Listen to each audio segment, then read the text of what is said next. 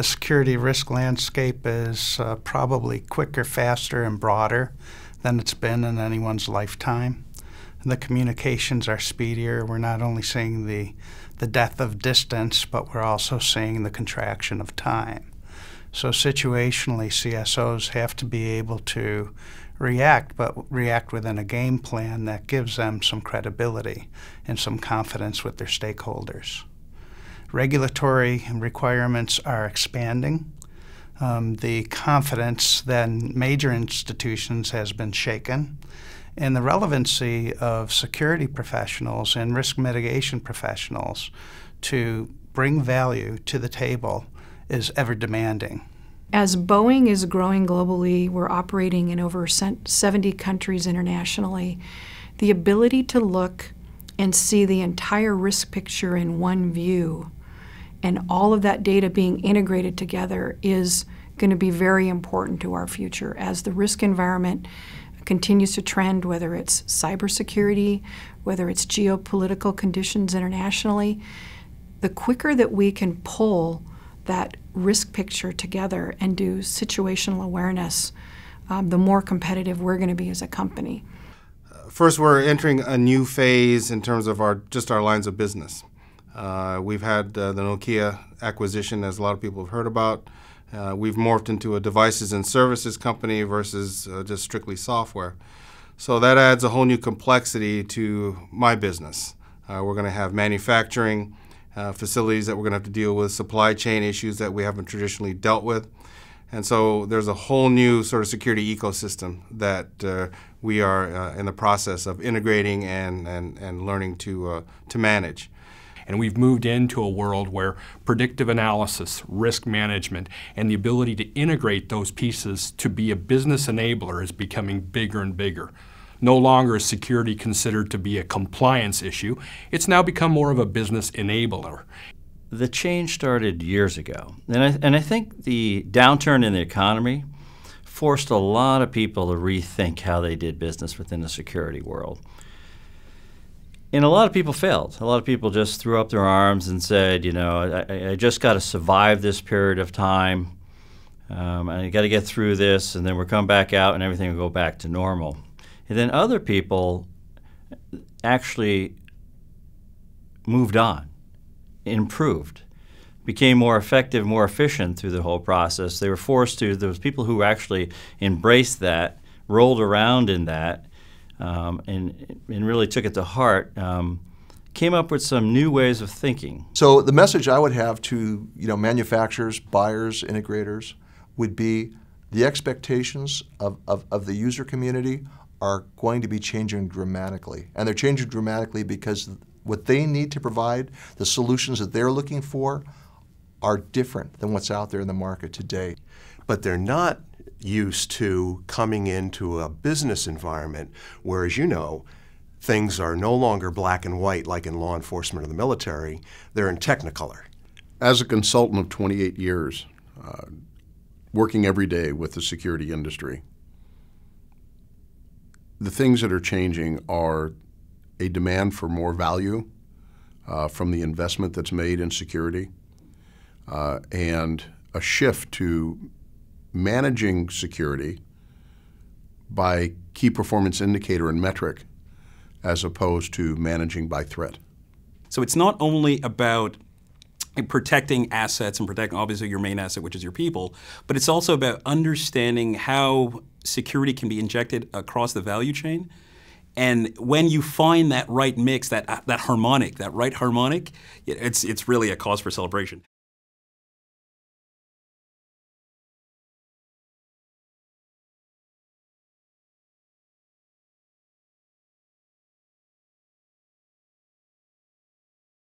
What is the relevance of Homeland, or what is the relevance of any U.S. agency, and I might add their peer agencies around the world, to our business? So how do they help us relevantly navigate the risk in a certain landscape And how are they able to understand what our requirements are for our stakeholders so that there is a valuable contribution that goes straight back to the relevant community? So there, as you look at all these different organizations that are doing great things in the security world, you're finding that there are commonalities of interest across all of them. And so, what I envision is sort of a force multiplier effect, that at some point organizations, like all these organizations, could somehow find a way to coalesce somehow on top 3 or 4 strategic issues of the day and utilize all the brain power involved in these organizations to come up with collective solutions, as opposed to siloing themselves.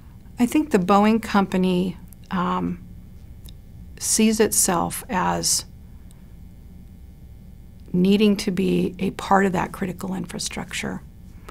And I think we always find ourselves wanting to help shape and influence what we can to make sure that not only the communities around us are able to be healthy and whole, because if our communities aren't healthy and whole, then our employees aren't going to want to come back to work if there's been an event. And then I think there's a responsibility as a corporate organization that we work in partnership from a critical infrastructure standpoint and help each other. That incident that occurred last spring showed really how vulnerable the grid is in a very clear way. I mean, this was a very sophisticated attack in some respects. I mean, these were folks that did their homework, that knocked out critical communication links, fiber links, more than one, before they destroyed, over $30 million worth of transformers and related equipment. And all this was done in a period of minutes. What's interesting, too, is they were done. The entire episode ended over a minute before the first responder could even get there. And one thing that most people don't know is they could have potentially knocked out energy to the entire Bay Area. That I think was their intent. The role of DHS in our risk mitigation and planning efforts are we are partners.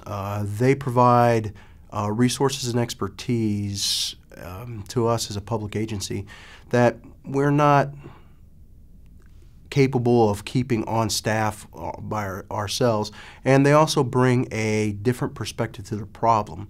But what we need is as much information as can be made available as to what the threats are, as well as to what mitigation strategies might be in place by the government. Because the U.S. government is hugely important, but it's not the only source of both information and partnership as we do an international mission. What's going to happen out in the remote areas where pipelines are laid, where there is no one around? There frankly is no security out there. That's going to be the most difficult one, and my background puts me very well aware of what occurs, say, in the domestic terrorism arena. That's my biggest concern as we move down the road in the future, that those infrastructures which are remote are going to be attacked, and it's going to be very difficult to defend. When dealing with public-private partnerships between Department of Homeland Security and private sector, there's a lot of good initiatives that are out there already. The problem is a lot of those initiatives are not fully utilized by private sector. Private sector needs to see the value of partnership with our federal partners.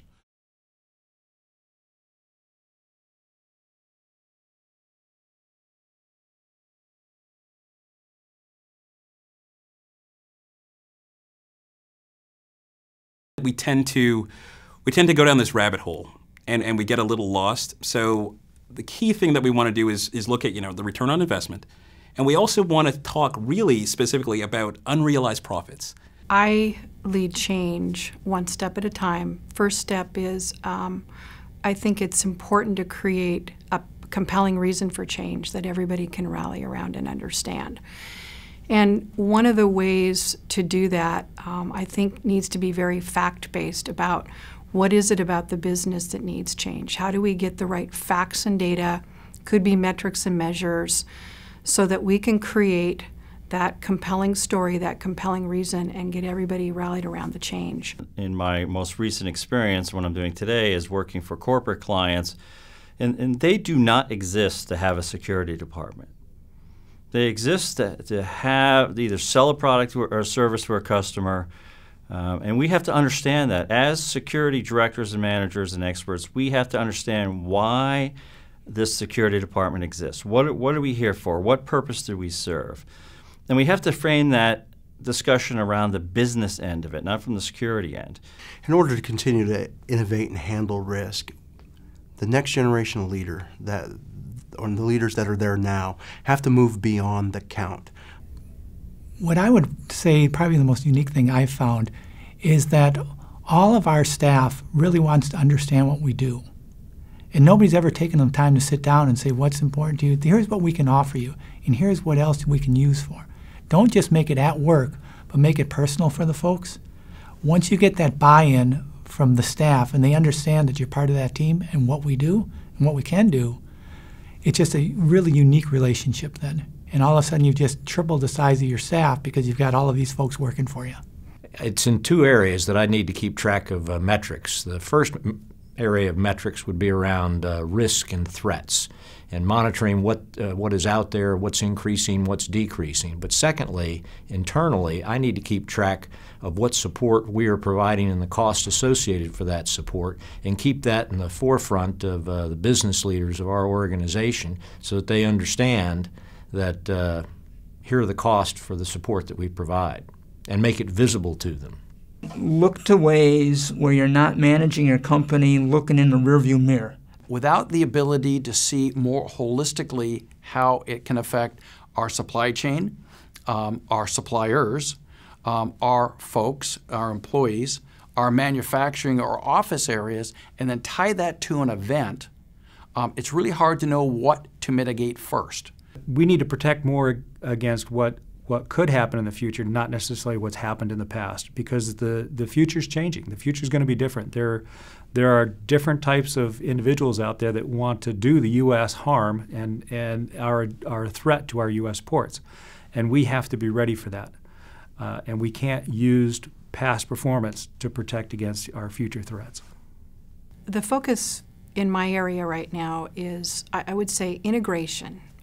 I have been leading the business continuity program at the Boeing Company, and as we've worked to align our program to a risk-based approach, as we've worked to get preparedness plans in place, we've realized that there are a lot of partners that we need to be integrating with to really get the entire risk picture pulled together from a business continuity standpoint.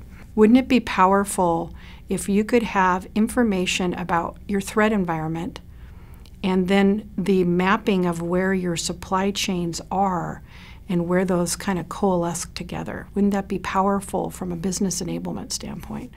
The core issue of all of those is the ability to capture and measure the data that's important to the organization that match the business goals of the enterprise, and how that function supports the enterprise mission. We talk about communication. We talk about understanding the business and getting executive buy-in to where things are going when we talk about change management. And most importantly is you have to be able to move with what we refer to as velocity. If you can't keep up with the change is going to overrun you. And so the need for introducing better concepts, better management skills, better principles so that we can move and transform the operation from a proactive or a reactive model to a proactive model and generate results that were articulable to the executives. In other words, describe ourselves as a value proposition.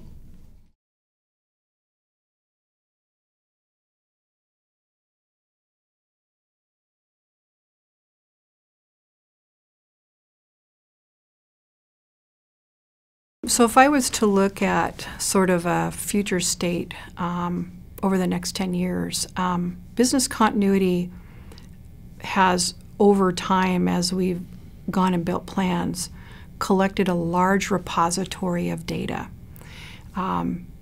It's a risk picture that is sliced in a way that no other part of the company slices the data.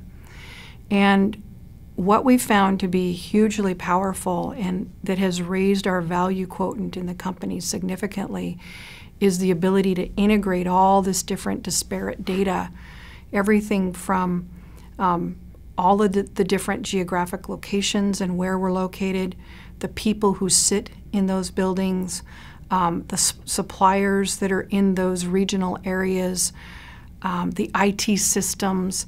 All of that is in today in a tool that we happen to have that is a geospatial tool. What we didn't know when we started down this path is that that integration of data was going to allow us to go even one step further, which was to start to build a business case for a global security operations center. What's out there today, I don't think is going to be what we have in the next few years. I think things hopefully will change dramatically. And I think we're going to look on this as really the early days of security hardware and security systems. When somebody wants something, they want it now. They don't want to necessarily say, I need this and can you do it? It's have it ready, have it available. Because it comes down to three elements: faster service, higher quality, lower cost. Today in a crisis, the person on scene with a smartphone taking a picture and tweeting it out probably has the most relevant information the quickest. And we as a government agency have to be able to get out our information, the truth, as fast as possible. And that means you really can't rely on press conferences. You can't rely on having talking points or things like that. You have to be able to tweet out just as fast. And that's a challenge for us today because unlike the person on the beach who's taking a picture of a duck covered in oil, there's no review process. But today for a government agency, we have to be able to very quickly get our information through, vet it, make sure it's correct, because the last thing you want to do is put out something that's not accurate, not true. And so looking forward, I think that's going to be the challenge, is making sure that we can feed the appetite for information from the government as quickly as possible and doing it in a way that's accurate, that's honest, and that's true. What I expect to see out of technology, or what I would like to see out of technology to help me do my job better, is what I would call analytics, data analytics. I've seen the power of big data, and when you can get all the bits into a bit bucket and then enable people to have access, it can become very powerful, because instead of having people just at the center enabled, you enable people at the edge, and then you feed each other back and forth. So the people at the edge have the cop on the beat level of knowledge.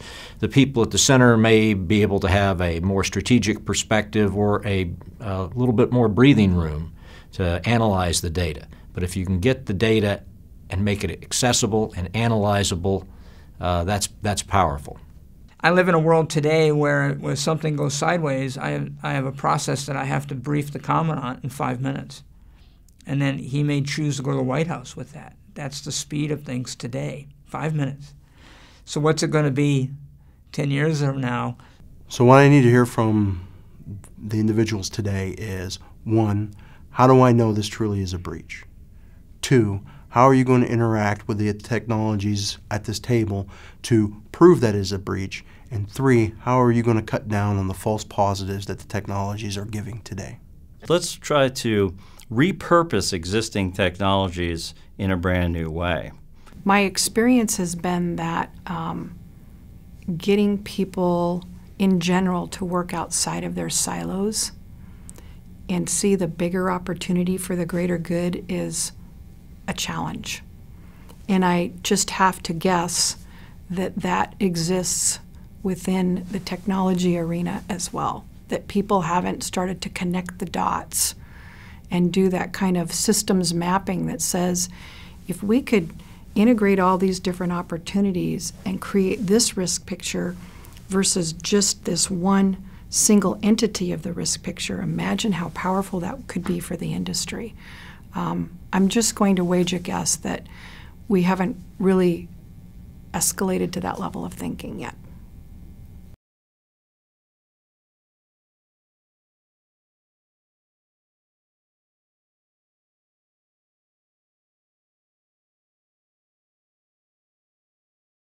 I think key element of trying to grow your leadership skill is to have a curiosity of all of those folks that went before us and have a curiosity of what they experienced and what they used, and I believe you can catch pearls of wisdom that way. The job I have now as captain of port, I lead 2,000 folks internally, and I touch about 10,000 people on the outside, try to bring us all together to help the economic engine through the maritime world that is the Pacific Northwest. So change is a key aspect, and I'm trying to help my folks. So for us in the United States Coast Guard, and I think it would be very applicable to those on the outside, is that I try to teach my people about all missions.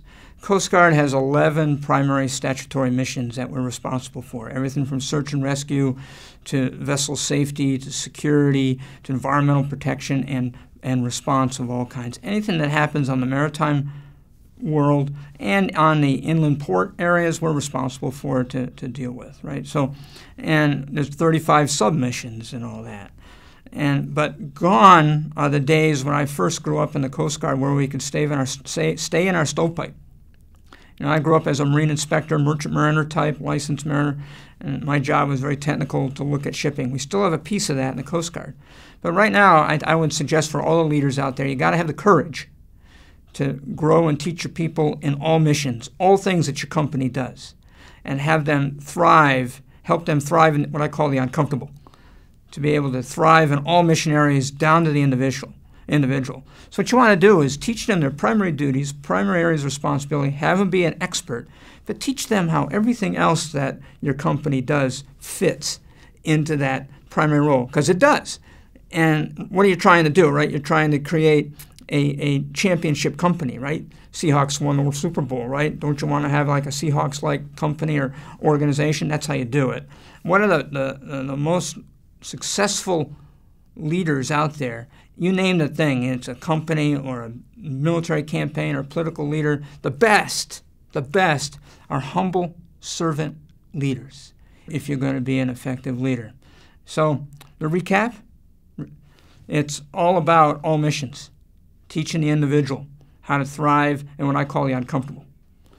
Being a humble servant leader in everything you do, being selfless and moral courage, and having the integrity in all aspects of your life. And then I'll end with this on what I think in this regard is that, do you have the courage as a leader to look at your folks and envision where they're going to be 10 years from now, whether they're with your company or not? Are you building in that individual not only to be a tremendous rock star for your organization now, but for their success in the future?